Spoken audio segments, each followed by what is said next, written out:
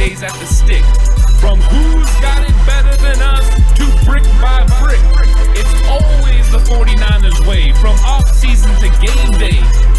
Yeah, we talk back. It's the 49ers Cutback.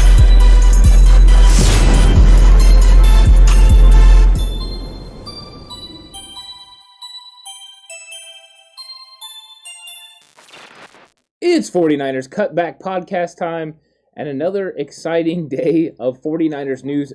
So we got some updates that we got to go over, Alex, but more big news coming from Kyle Shanahan and John Lynch.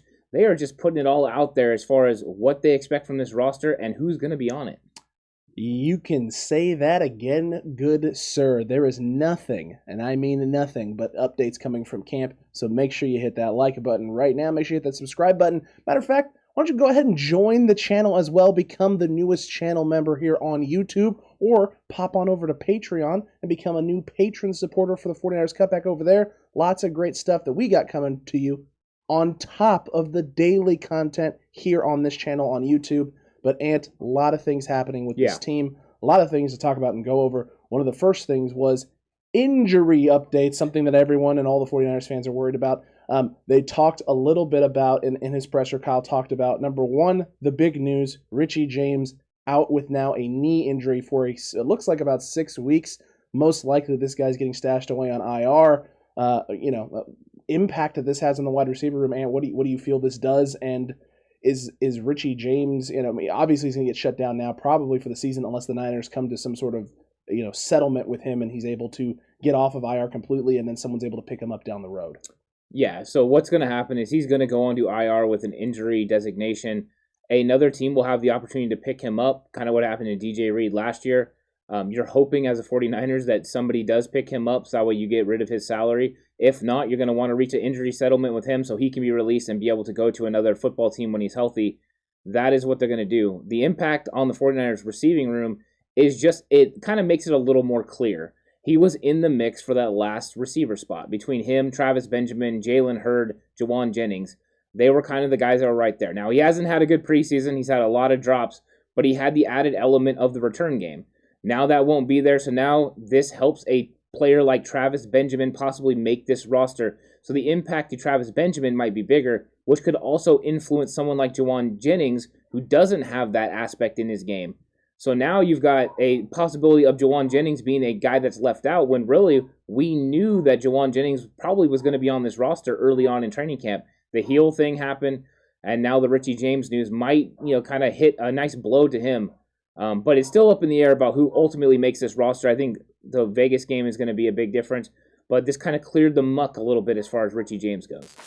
You're right. It definitely clears the muck for Richie James, like in terms of what his status is going to be with this team. He's not making the roster. We know that now for certain. So now that position battle that we had, right, that we talked about, Travis Benjamin, Richie James, in which both of you and I felt Travis Benjamin would come out on top. He comes out on top, but not in the way that we thought it was going to happen, and we wish him nothing but the best and hope that hopefully he has a speedy recovery, is able to get back there, out there on the field for somebody. Like you said, it would be nice if someone else picks it up because then the salary cap hit goes away and we don't have to worry about it. That'd be great. But hopefully Richard James is able to get healthy. Jauan Jennings gets himself a little healthy, at least gets himself back out on the practice field today. He was not one of the guys who was a DNP, but some names that were: Dre Greenlaw, still dealing with a little bit of an injury.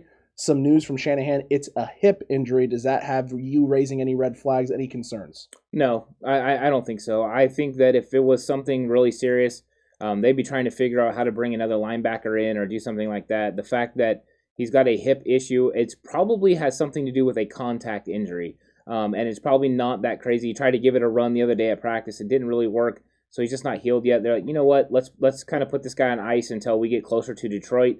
We'll see if he comes out for practice next week. We don't expect to see him now against the Raiders at all, and that's no big deal. There are plenty of linebackers behind him that need these reps anyways, so let's see who gets to spin with that first team. If that's Jonas Griffith next to him, next to Fred Warner, that'll be exciting to see. Let's see what the guy can do. Let's see what this linebacker core looks like overall, because some of these guys are still looking to make the team, and Dre Greenlaw gave somebody an opportunity, to go out there and get extra reps they wouldn't normally have got. Accurate, Ant. Very, very accurate indeed. Look, it sucks, but Shanahan talked about they expect him back next week.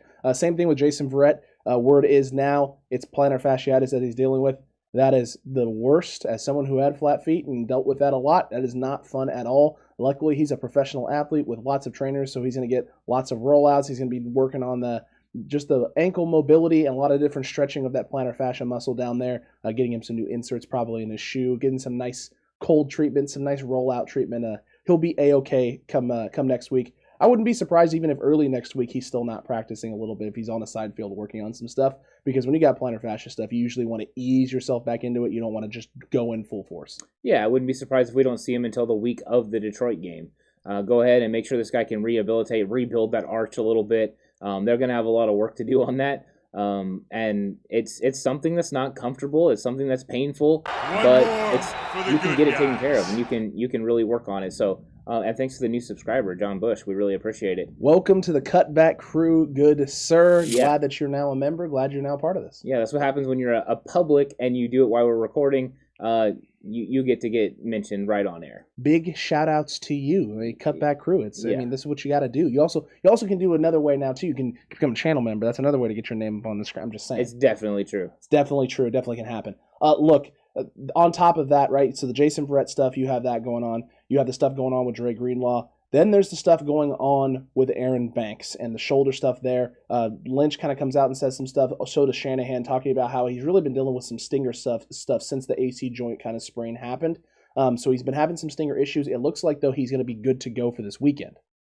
So that's good news. You're going to get to see Aaron Banks out there rolling, hopefully, for a little bit of time as well. D Ford will not be suiting up and playing on Sunday. I know, folks, we were this close, right? This close to the full gold rush, and they just pried it away from our cold, dead fingers. That's A-okay, because there's still a good chance that we're going to see a little bit of Nick Bosa. Yeah, they're at least dangling that out there, though we might get to see Nick Bosa. Teasing it a little bit. I know Trent Williams said that Nick Bosa looked absolutely fantastic, and he can't believe it, but he thinks he's actually gotten stronger. He said how many players come back from injury and are stronger than they were before. I don't know, but that's a good sign. The D4 thing ultimately doesn't surprise me. I wanted to see him. I was being selfish and wanting to see him out there in this group, but really it does make the most sense to wait and roll him out against Detroit and have no problems, that could arise, from him going out there and playing. Just wait. There's no reason to rush it, even though selfishly that's what we all want to see. We want to see all these guys out there causing havoc and making Derek Carr look foolish. That's what we want. We'll have to wait until Detroit so that way they can take this out on Goff. Oh, man, poor Jared Goff, dude. I feel for him. I really feel for the guy a whole heck of a lot, because he's going to get the full force of the gold rush and no film to prepare any of these young guys that he has in the O-line. Penei Sewell, gosh, talk about a welcome to the NFL moment for Penei Sewell. That is going to be a nightmare scenario, because if it's not right, Bosa or D Ford or Ebukam, it's Arden Key or Eric Armstead all game long. There is no break whatsoever for Penei Sewell. He's going to get a heavy dose of just hands all over his body and just destroying him and destruction. It's not going to be good a good game to build confidence for Penei Sewell. Is there any chance that their head coach is just like, you know what? No, I'm not doing this. You're gonna rest. You're gonna rest this game. You're gonna wait a week. No, their coach thinks they're gonna win. That's just who he is. Accurate, he does. But as far as Penei Sewell, I feel bad for him because they have a bunch of different variety of ways to attack him, and he's gonna have to go through every one of these guys and know their tendencies and the techniques that they're gonna use. And we already know Bosa has techniques he hasn't unveiled yet. He's not ready for this. He's definitely not ready for all these guys and the different things they can do. They're gonna have him on skates. If for some reason he's able to hold up to this, then they got themselves one heck of a player. Because this line's going to be coming at him all day from every which way with a bunch of different techniques and skills. Good luck. Good luck indeed, and good luck indeed. It's going to be a tough day for Penei Sewell, but you know what? It's still going to be a tough day for the Raiders. Real tough day for the Raiders because, listen, there's going to be a lot of starters getting a little bit of run. So the Raiders' first team it's not going to be like previous games in the preseason. We're not going to see as many guys going out there. However, what they won't have to deal with, Ant, for sure now, is most likely Brandon Aiyuk, who's also now dealing with a little bit of a hammy injury. Not looking great there in terms of him not being ready to go this weekend. But Shanahan, Lynch, not worried about long-term ramifications. He's supposed to be good to go starting next week. Should be all good to go for week one. Hammies are always just one of those things where anytime you hear someone and hamstring injury, it's reported as an injury, it's like, oh God, this guy's never going to get on the field, right? It's going to be nagging. It's going to think Julio Jones literally the last 4 years. Anytime Julio Jones and hamstring are in the same sentence, Julio Jones ends up missing like 6 games. Yeah, they're being extra careful with all these guys. It's probably some sort of hamstring tightness. Probably. And you just don't want to go out there and push it and have a possibility of a pull that would make him out for, a long period of time. So go ahead and just take the break. You don't need him to play against the Raiders. You know what Brandon Aiyuk can do. You know who he is. This is not a necessary thing for him to be out there. He's had a very good training camp. Let's just wait until Detroit, once again, another guy that we can let it fly on that day. That's really when we need him to be 100%. So this is a nothing right now, but I will keep a close eye on it because, like you said, hamstrings are always a little sketchy. And if you have a pull, then all of a sudden we run into the Deebo Samuel type stuff that we had last year where he came back and then he's gone again. So you just really have to be careful. But I do like that they're being cautious with all their players this year. So I think a lot of this is preventative. Agreed. And this weekend too will be a good idea of understanding who cornerback 3 is for this team. Now knowing that Jason Verrett most likely isn't going to be going this week and this Sunday, Mosley has looked fine in practice and even had a pick the other day against Jimmy Garoppolo. So there's a really good chance you're going to see Emmanuel Mosley and who the other cornerback is, right? Is it Dante Johnson on the outside? Is it Diamondou Lenoir? Do they let Ambry Thomas get a run with that first group to really kind of test, right, and kick the tires on this guy and see what he has against, an opposing team's number one? Because you're going to get a guy like Henry Ruggs who can stretch the field and do a lot of things deep and intermediate. And then you got guys like Hunter Renfrow who are a little bit more short yardage possession receivers, but really, really talented route runners who, if you get caught sleeping, Hunter Renfrow will take a deep shot on you. On top of the fact, right, that if you don't want K'Wan Williams going, if you don't want Shark running for too long, Dante Johnson's going to move in on the interior, which means Diamondou Lenoir and Ambry Thomas are going to be the next two guys stepping in those roles on the outside. Could we see a potential situation where they let Demo run for a little bit of time on the interior against a guy like Darren Waller to really test and push to see how he handles it on the interior? We know he started getting some reps in practice this week on the inside, was struggling a little bit. Again, different world playing inside on the slot, a lot of different routes, a lot of different areas of the fields where you can run those routes. Much harder to prepare for than when you're on the outside. Whether they're outside the numbers, inside the numbers, your route tree is limited in terms of where you're going and what you can do. I think he's going to get a run at a couple of different areas. I think he will play on the outside, and I think he will play on the inside. I think they want to take a look at what he is because they're trying to figure out exactly how they're going to have depth. I won't be surprised if Dante Johnson starts on the outside opposite of Emmanuel Mosley, and then eventually they go ahead and go with Demo on the outside with Ambry Thomas next to him, kind of as a battery mates and running mates. But I don't think we're going to see Demo covering Darren Waller at all. If I had to guess, that is going to be safety land. You're going to see Talanoa Fong and those guys trying to match up, and occasionally a linebacker, just to see what they can do against a great tight end like this. So I think Demo will be outside. Now, how they split that up, if they put Demo out there initially and then move him to the slot and Dante comes in, that's one thing. I don't think we'll see Ambry Thomas running with the first unit. Probably not. But this will give us a good glimpse into what they expect this cornerback room to look like. If Dante Johnson takes those reps immediately and he's the third guy, he's going to make this roster. If not, it's a little bit more up in the air, right? If Demo's that guy right off the bat, maybe it's a little bit up in the air. It could be Demo if they want to get a look at him against the first team. But it'll be interesting to see. I just think Dante Johnson overall has played well enough. We don't talk about him at all because there's been no glaring issues with him. Nope. He hasn't done anything wrong. He's just played so good it's silent, which is kind of scary. Well, he hasn't played well enough to be like, this dude's cornerback too, but he doesn't make mistakes. He's not out there getting beaten coverages. He's actually making plays and breaking passes up. He's not giving up a lot of targets. And when there are targets into his area, he's either making the play right away or breaking the pass up entirely. Yeah, I think he looks like a completely different player than we've seen over the last few years. Closer, a little bit better than he was last year. And last year I thought he was very serviceable for the 49ers. So this is, ultimately they're in a pretty good position because they have the one rookie at least that has stepped his game up. So you have 4 guys at least that you feel comfortable with at the top of this cornerback room. Then you have to make the decision about Ambry Thomas and Harris as well, just kind of where they sit and where they fit amongst this room. But will they keep 5? Will they keep 6? That is the big question. We know who the big 3 are, and then everybody else after that we'll see where they stack out. And the Niners did make a roster move today as well. So they did release safety Kai Nakua, and they re-signed Kafusi, the offensive lineman. not confusing, but a little surprising that they would make the move and get rid of Nakua. I know you and I both thought this guy probably wasn't making the roster. This was a guy who's going to end up probably making a practice squad if he was going to be on this team in some way, shape, or form. But the surprise to go and sign another offensive lineman, do you think they're worried at all about injuries to guys like Coleman and things of that nature? I think, yeah, they brought someone on to make sure they have enough depth to get through the game. So they probably have an idea of how they want to play these guys and what snaps they want to play.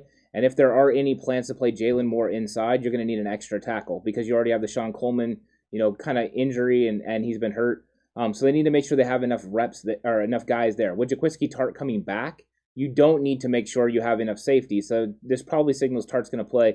Nakua also didn't practice a little bit this week. It's true. So you go ahead and you move on from him. I thought he could have been one of those cuts beforehand. This last week he could have been in the second round. Yeah, he could have been. Kafasi actually very much deserved to be cut. The only reason he's back, I believe, is because of depth reasons. He understands, that he's going to go in there and play. But so he can thank Jaquiski Tartt. Yeah, pretty much he can thank him. But ultimately, he's not going to make this roster. Kai Nakua wasn't going to make this roster. They're just doing the necessary things they need to do to make sure they can get through the Raiders game healthy and have enough depth to play the entire game. And speaking of guys needing to get through the Raiders game healthy, I know where this is going. We talked about this in our second special episode yesterday. So if you missed that, right now, card just popped up there. Go check that out. I don't know what you were doing if you missed that. It premiered literally like 30 minutes after our 11 a.m. video yesterday. Kyle Shanahan made comments, right? He made comments on on Thursday, specifically talking about Jalen Hurd and how Jalen Hurd didn't need to prove that he could make the 53-man roster. He just needed to prove he could be healthy. And then Kyle Shanahan came out after practice yesterday and basically quadrupled down on all of that.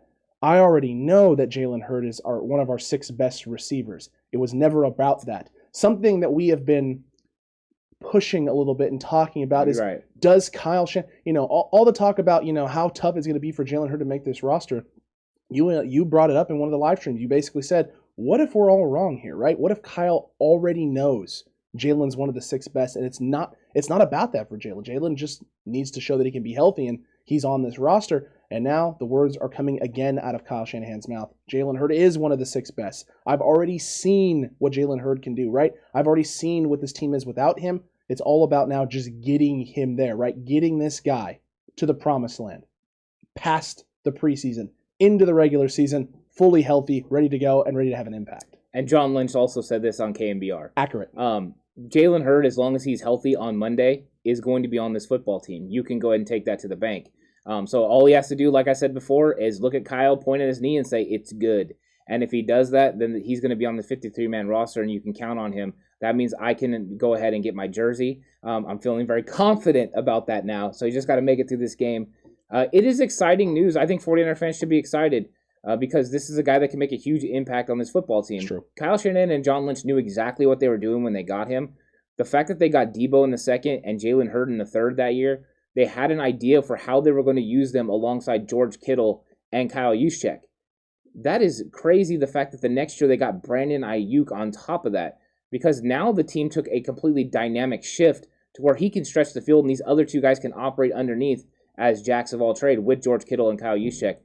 He has done a very good job of building this roster, and he wants to see it realized. You can't blame Kyle Shanahan for holding on hope that Jalen Hurd is going to be healthy. That's the same reason I've been holding on hope, because I know what this guy could be in the system. There is a reason that somebody like Peter King said that Jalen Hurd, after watching him in his first training camp as a rookie, that he thought Jalen Hurd would be the rookie of the year in the NFL.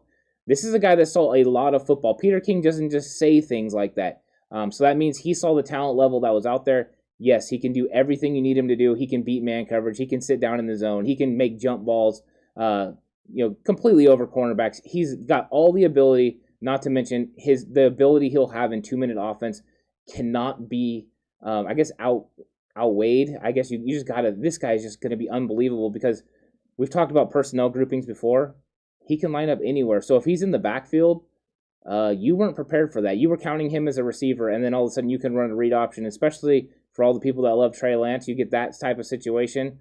That's scary. And it's real scary. You won't be hating on Jalen Hurd no more in those situations. No, you definitely won't, because he should be an absolute red zone threat. Absolutely. I mean, with that size, speed, and ability to be able to do the things that he can do, because jump ball. The Niners don't have a lot of guys that can do jump balls. Maybe Brandon Aiyuk, because he's pretty talented and athletic, but not at that size. He can run a fly sweep. He can play in the backfield. I'm not going to get into it too much. We talked about all this in the Jalen Hurd effect video, all the possibilities that Jalen can be successful. We even showed video evidence of why.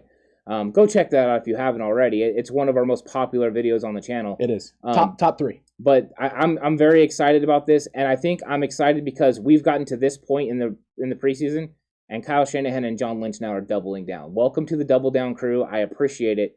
They've doubled down, and it looks like we're going to get some Jalen Hurd in our life. We're going to get some Jalen Hurd in our life. Ant's going to get himself a nice Jalen Hurd jersey. True. I'm going to have to contemplate it very, very heavily because I'm excited about all the abilities and the possibilities this guy brings to the table. Because, some people don't want to acknowledge those things or talk about those things with Jalen Hurd and the dynamics that he adds. Look at the impact Chase Claypool had for the Steelers, right? Jalen Hurd's going to have a very similar impact, but at a whole different level because personally, watching the Steelers operate, how they operate, they don't utilize him correctly. Chase Claypool is not utilized correctly in Pittsburgh, and he's still having an incredible impact on that team and is still a very hard guy to contain and just account for when he's out there. When they have those situations, right, last year where they had Juju out there, they had Washington out there, you had Connor in the backfield and they utilized him the way they did on top of their tight ends, and then Chase Claypool. There was a lot of times where he was the guy that was a mismatch, a nightmare, and they would send 2 to 3 guys at him. Now they've added even more pieces over there, right? They've added you added yourself a nice baby Gronk and Pat Freiermuth there in the red zone on top of a guy like Chase Claypool who can do those things. Jalen Hurd is going to have the same type of impact on this team in terms of being a matchup nightmare problem, but you have a genius on offense calling plays who understands what he can be and how you can utilize him and the creative ways in which you can utilize him. Claypool gets put in on standard traditional 3-4 wide receiver sets with a running back, right? They don't do anything crazy with the formations. They don't try to get super creative in terms of how they utilize them. Yeah, they have some reverses and things like that they run, but it's all out of basic setups and situations. It's not crazy what they're doing. Not exotic, yeah. Kyle Shanahan is going to find exotic ways in order to get Jalen Hurd the football or give the appearance that Jalen Hurd is the primary target, get teams to overcommit, focus, or come out in the wrong package, and then be able to beat you in a variety of different ways with other people. Yeah, and you're excited about the fact that no matter if Deebo Samuel's off the field or not, you can still do the things that you were going to do with Deebo on the field. Accurate. Because you can get them to Jalen Hurd or Brandon Aiyuk. So now you never lose that part of the playbook. So like I've said before, he was completely ticked off last year when Jalen got hurt because he has a part of the playbook that is dedicated to what the things that Jalen Hurd can do, and part of that is going to be the 2-minute drill and then also what he can do in the red zone. Be afraid. Be very afraid of the 49ers with a Jalen Hurd on the team and on the roster. People don't want to hear it because he's been injured, and that's fine. It's okay. Once we get into the season and he starts, tearing it up, I will completely forget that all of you said all that stuff, and welcome to the train because it's going to be rolling. Well, it'll be too late to jump on the Hurd train at that point because the Hurd train, last call, it's already happened. Last call happened yesterday. Last call to get on the train, it's come and gone. So now you're just playing catch-up if you weren't here. Well, I think people are going to try to get on because now they see Kyle's comments and they know it's real. Don't you worry about it. I'll be sitting there at the back of the caboose as everyone starts running up. I'll just be kicking people off. Nope, you said this. Nope, you said that. You'll be all over Big Yikes, which is available exclusively on Patreon, so make sure you hop over there as well so you can watch those. And you can see all the Jalen Hurd slander out there in the universe. We got receipts, folks. We're keeping receipts. And look, quarterback. See, I'm more forgiving than you. I'm welcoming everyone. We're all 49ers fans. Jump aboard. Nope. No boards. Hey, I'm running this train. Okay? I don't know about that. I got the paddle. I'm ready to start smacking heads. All right, look. Quarterback Watch 2021. Right. You got to talk about it a little bit because Shanahan made some comments in regards to. You didn't even give the Quarterback Watch. I'm kind of disappointed now. Quarterback Watch 2021. There we go. I feel better now. I feel better too. It's kind of a mixture of Vince McMahon and Christian Bale Batman. That's true. Yeah. That was nice. Yeah. My voice is going to suffer for it in the long term, but it's 100%. Fine. It's fine. Look, Shanahan talked about this a little bit. He talked about Jimmy starting again this week. 49ers fans, a few of them, some of them, half of them, 50%, got a little upset. Trey Lance is going to get mixed in a little bit as well. Will we see any of the Shannon plan this weekend? Kyle didn't specifically state yes or no. He said he wants to get Trey Lance mixed in with the first team. So you can take that how you want to take it. He also did clearly state that once Trey goes in, Jimmy will most likely be done and be coming out. So I don't know if we'll see them being intermixed on drives because, Kyle is being very careful with his words and not giving too much away. However, I do know for a fact, for one thing, Jimmy Garoppolo is the starting quarterback come week 1. Yeah, and we're not going to see the Shannon plan. What we're going to see is Jimmy Garoppolo run some series as a starting quarterback with the starting unit, and then Trey Lance is going to come in at some point and spin with the starting unit as well. And then Trey Lance will stay in a little bit longer with that number 2 group, and then it'll be study time. But Jimmy Garoppolo is going to get at least a quarter, maybe a quarter and a half. I wouldn't be surprised if he gets a quarter and a half, with the goal being Trey Lance gets 2 series with the starting unit, to finish the second half or finish the first half. And then going into the second half, he comes in with the second unit because Kyle really wants them to play a full half. Now, he said if he's very happy with their performance, he could pull them out earlier. So offensively and defensively, if the 49ers go out there and completely dominate, you're not going to see these starters that long. I kind of hope to not see them that long then. I want them to go out and execute at a high level. That means they're ready for this season. So that's what I'm looking forward to. But I think he's definitely making it clear right now that Jimmy Garoppolo is going to be the starter and that Trey Lance is going to be used whenever they see fit during football games. And that's why he needs to go get reps with the first team so he can get comfortable playing behind that offensive line with that those personnel groupings. But eventually the Shannon plan will be put out there. They just don't want it on film yet. Detroit, you get nothing from us. You have to wait until you can experience. But you do know it's out there because Kyle Shanahan's made sure to say it in press conferences, just enough to make Campbell and the Lions have to practice extra time preparing for 2 different quarterbacks because Kyle Shanahan's that kind of smart. And listen, I've seen a couple of people in the Cutback Crew talking about this. They don't understand why we're so big on the Shannon plan and why we're so big on this 2 quarterback system, getting guys in and out of rhythm. Jimmy's weaknesses are so glaring. Trey's aren't as glaring. I've heard that. Maybe not in the Cutback Crew, but I've seen that argument being made in other places. Look, if you watching Trey Lance and being honest, then the weaknesses are very glaring.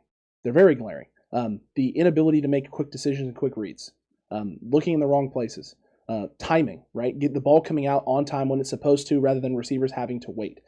They're glaring. It doesn't happen. I've seen plenty of times on hitch routes in zones, right, middle of the field where the receiver sits behind the linebacker in space or fits himself into the window, stops, comes back, sits down, turns, and then the ball is coming out from Trey Lance. The reason why you're not noticing it is because the ball gets there quickly. So you're like, well, it doesn't matter, right? Because the ball gets there fast. The defense can't react. Well, again, all it takes is defenses getting used to what Trey Lance is and what he does, and it's a lot easier to make those windows smaller in certain areas of the field on certain downs and situations to get him and entice him to try and make that throw because I fitted in that window 100 times now, right? It becomes second nature. You see the window, you see the guy getting there, even if your timing's not down, I can look left, right? Look at this read and immediately come back here knowing that the window is going to be about this large. It's here, boom, and fire that bad boy in there. Well, the defense is ready for it, right? You look left, you come off, and they know you're coming here, and they start closing that window down even faster than they were before. This is what happens usually for quarterbacks. That's why the sophomore slump is such a big deal and a big problem for quarterbacks is once you start putting stuff down on tape in terms of your decision-making, where you like to put the ball placement, things of that nature, if you don't clean those things up, if you come in and you're doing the same things the next season, teams are ready for it. They know how to bait you into things. They know how to show certain things to get you to look at the game a certain way so you take certain things, right? It's just like a game of chess or any other strategy game, right? You show one thing trying to get someone, entice someone to do this thing because doing this thing is truly what you want. It's a trap. Teams do this all the time. So for a guy like Trey Lance, there are weaknesses. There are glaring weaknesses. But guess what? Everyone has them. No one's perfect. No player in this league is perfect. So getting Trey out there and exposing those weaknesses, it is a good thing.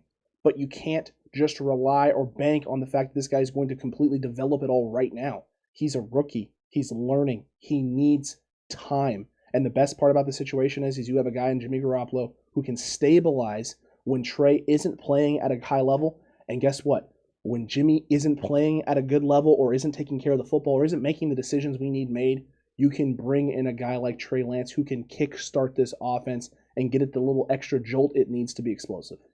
Every single coach, one of the first things they do when they're evaluating their players is they look at the team, they look at the player, and they figure out what his strengths and what his weaknesses are.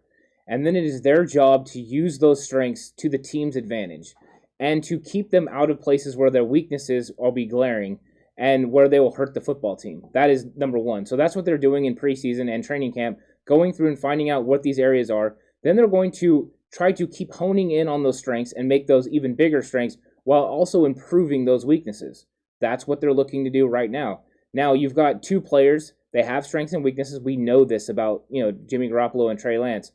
They already know how to use Jimmy's strengths. They know what those are. Now they have a player like Trey Lance who is going to bring different strengths than Jimmy Garoppolo has and has different weaknesses overall than what Jimmy Garoppolo has.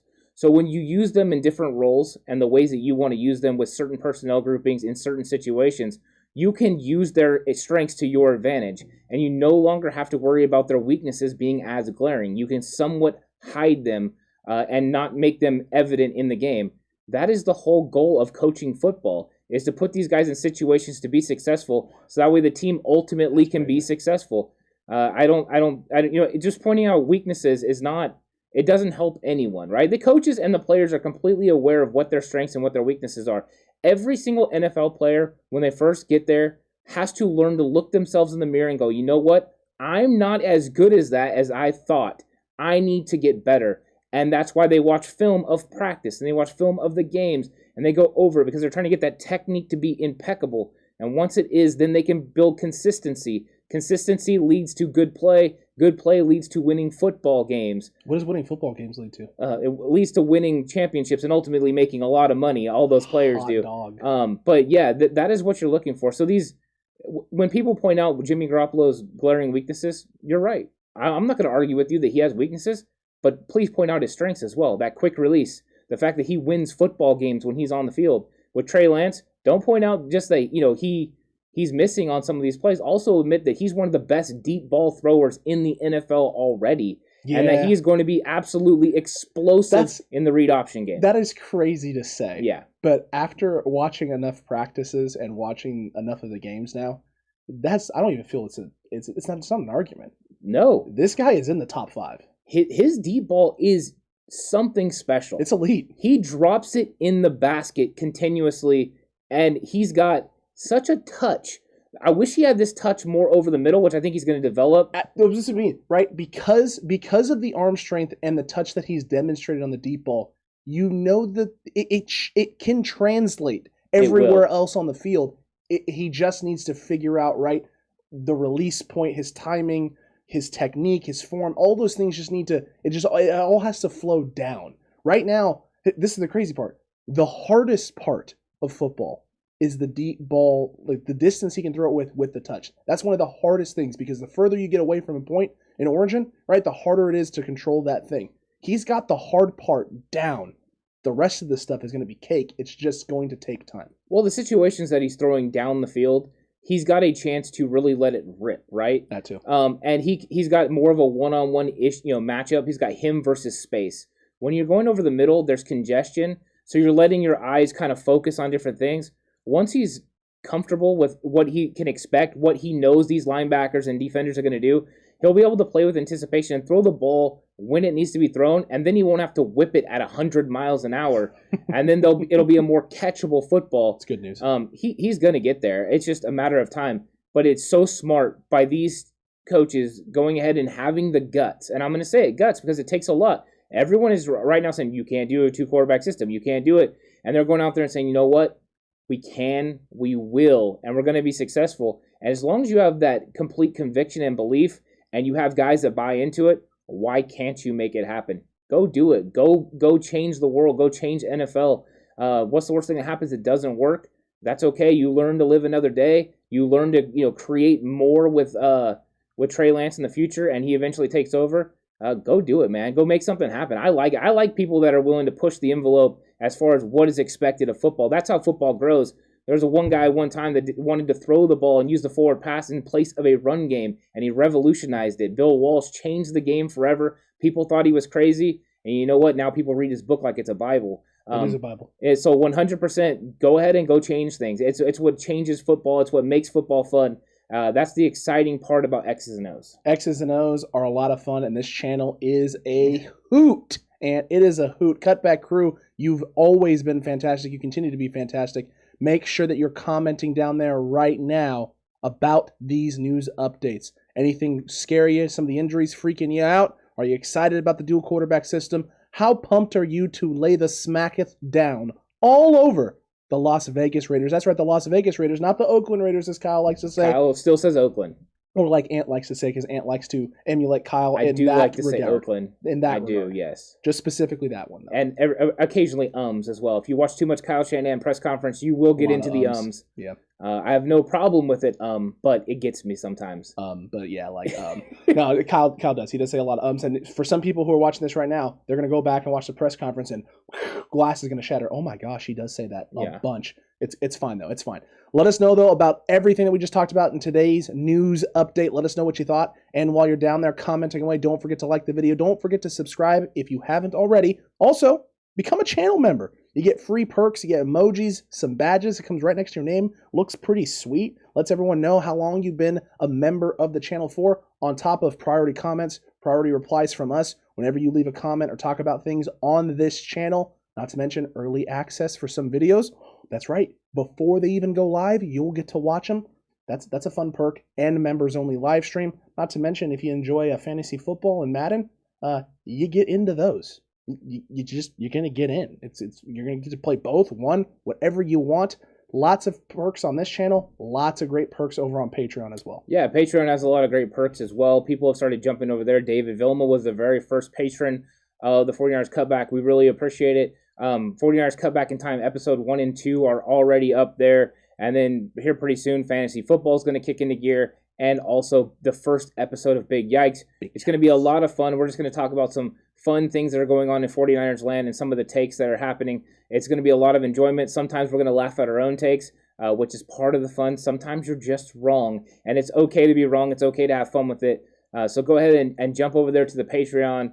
Join, and by doing that, you help us be able to create even more content that we can release. Some of that is going to be absolutely free right here on YouTube, and we appreciate everyone that is taking time to like, share, comment. We appreciate all you, no matter what level you're at. Just if you would like a little bit more access, go ahead and sign up for either YouTube or Patreon, and we really appreciate it. It helps us out a lot. Absolutely, helps the channel out a bunch, and that's the goal, right? We just want to be able to keep producing and pumping out things for the Cutback Crew.